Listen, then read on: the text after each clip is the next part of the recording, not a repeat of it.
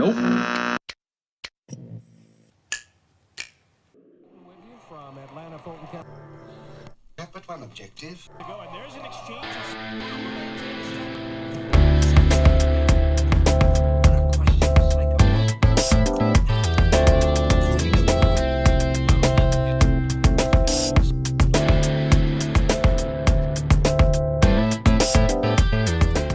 You must be bored.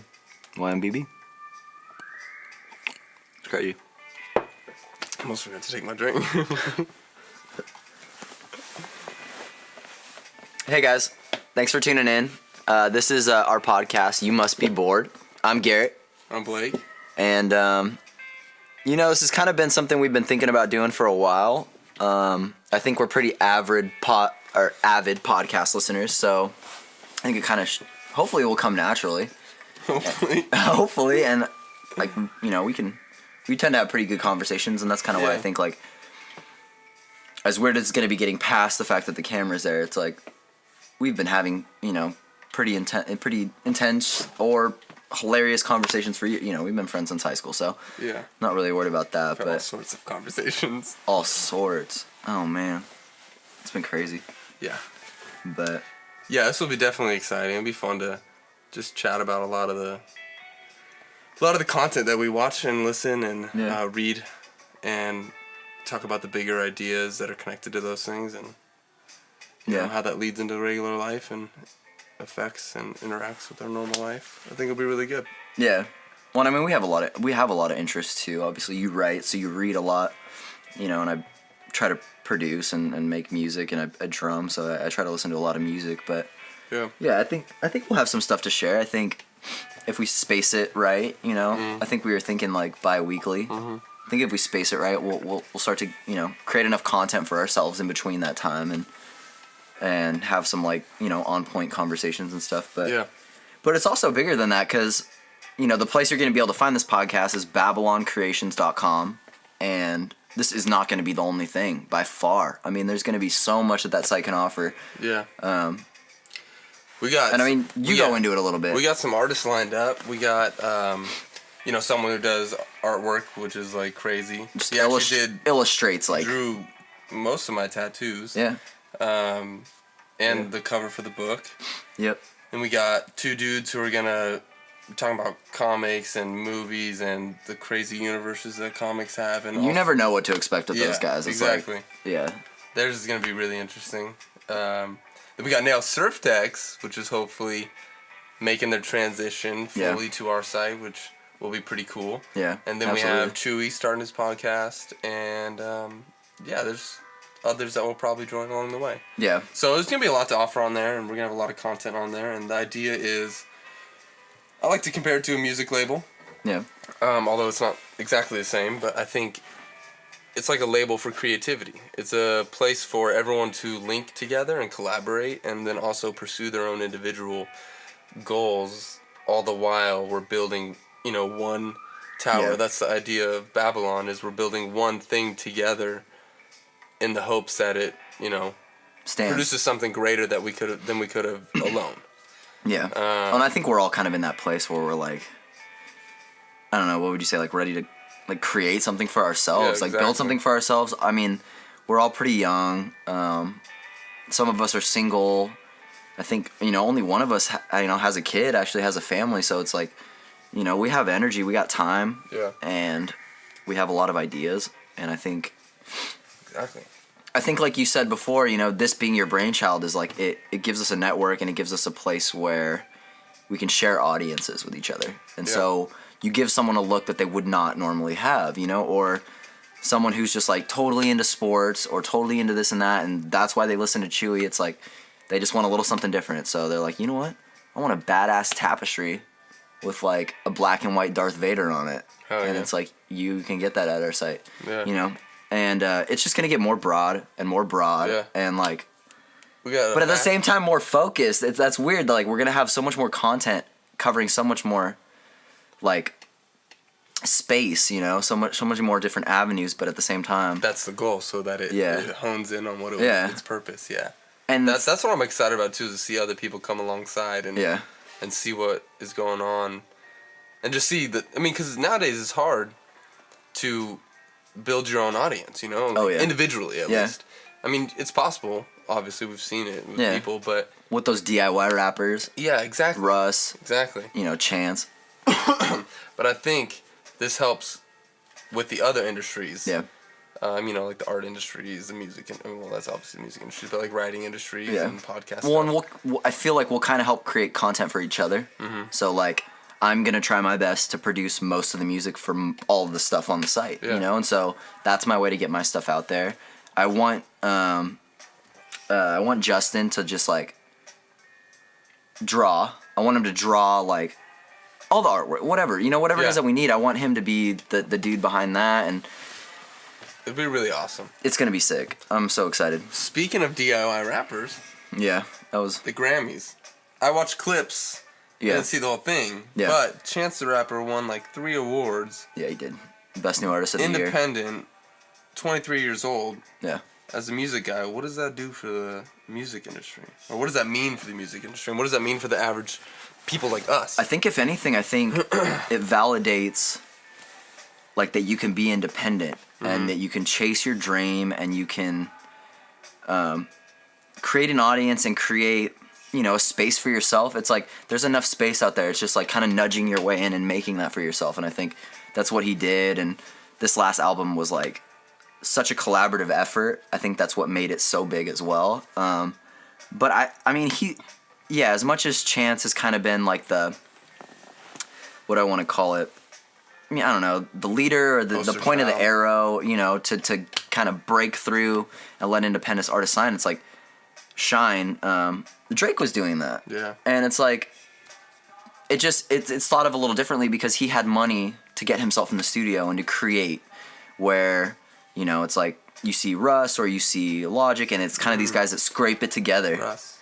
They scrape it together, and then they put it out, and it's magic, and it's just like, boom, you know, people take it, they suck it up. So I think it's changing the industry, but I think it's changing all the other industries too, all the other entertainment industries. Like, I mean, the reason we're doing this podcast and the reason we can do this podcast is because the avenue's there. Yeah. And, like, we don't have to be on terrestrial radio.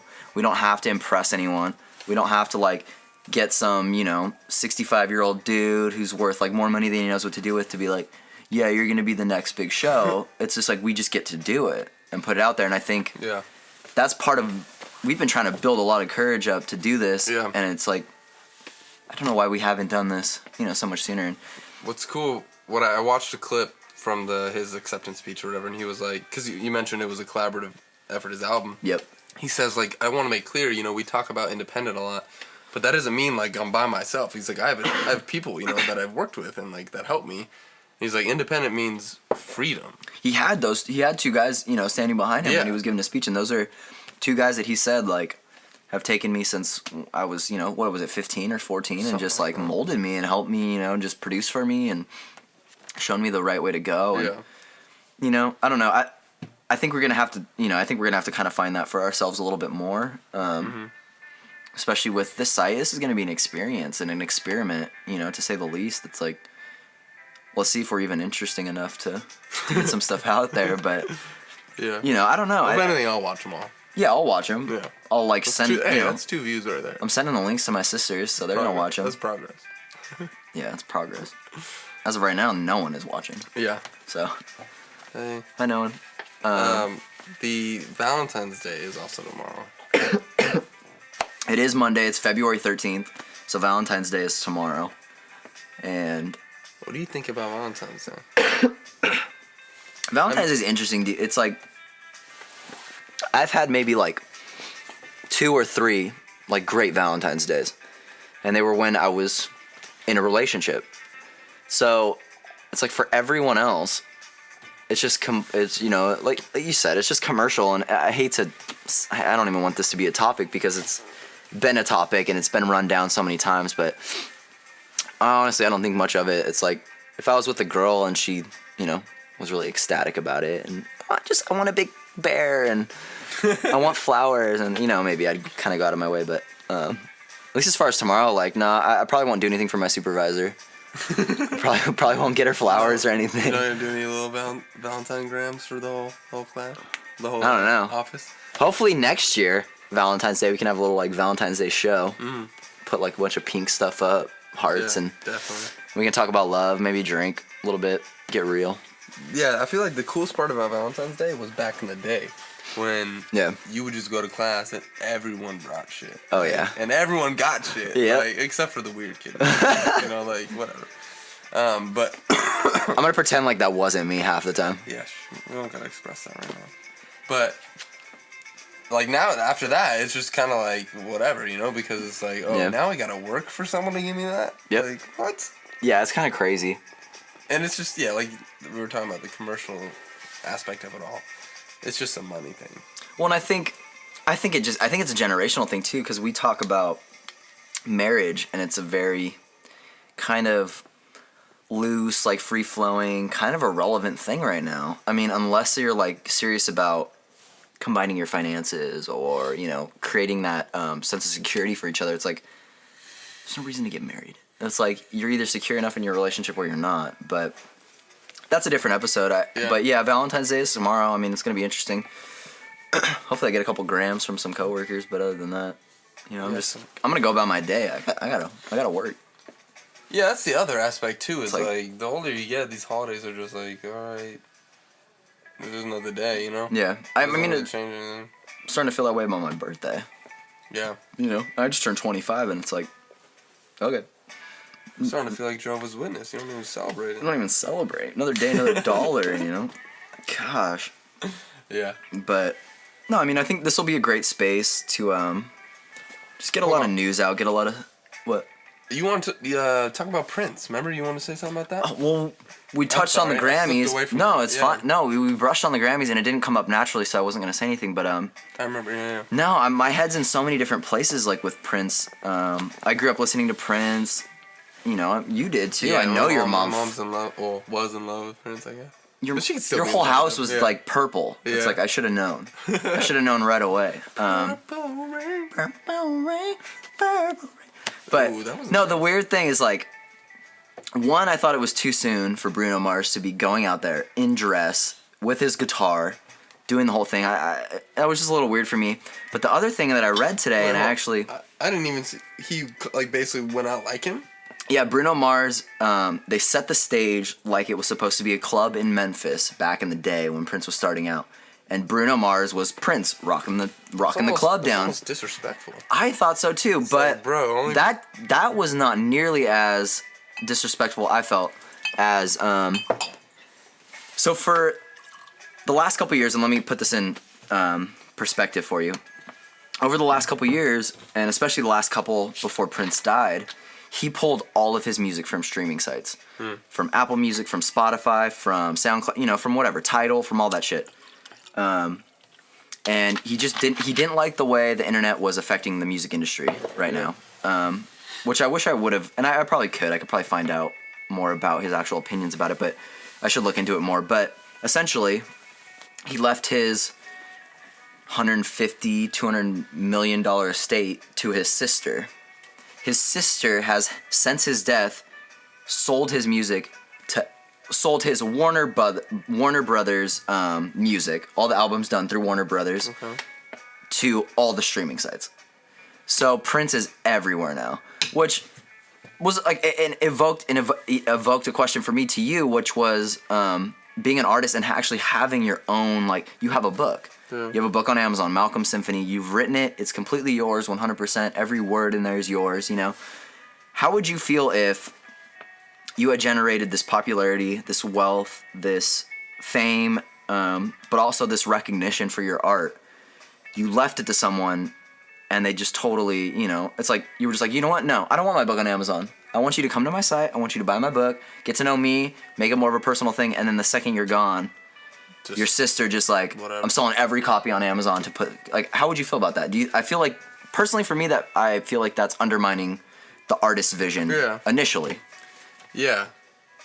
I mean, I don't know, vision-wise, what I would even like what my vision would be for it. But Yeah. like if that was my vision to not have it like that, then yeah, it's like it's like a slap in the face. Yeah. Especially after he's dead, it's like. And he left her totally already. Disrespectful. He already left her 150 million. You know, it's like.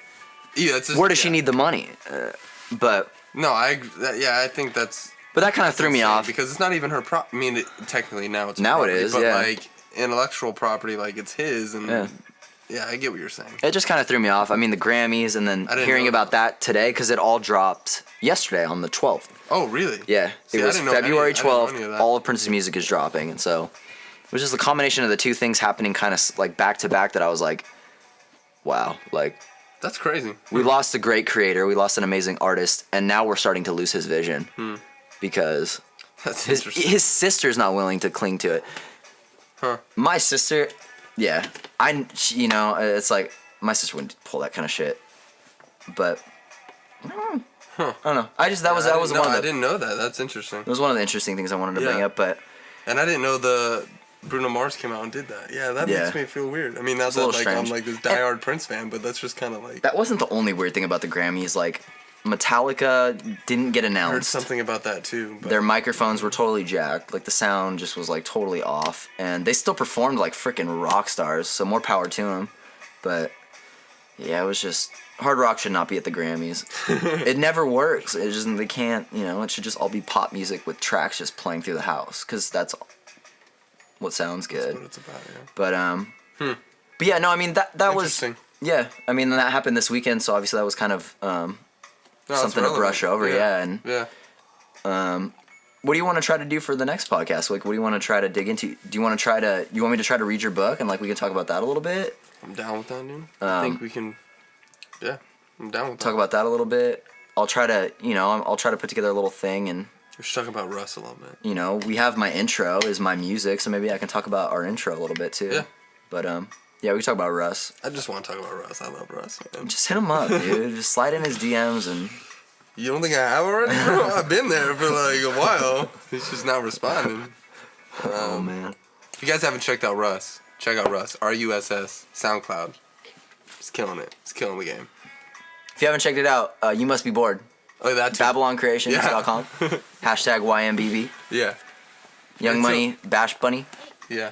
That's actually what it stands for. Yeah, Young Money Bash Bunny. That's what it stands for. Yeah. But till next time. Till next time, guys. Thanks for tuning in. We'll come at you with some new content next week or in a couple weeks maybe. Yeah, whenever you want to be bored, we'll be here. Later.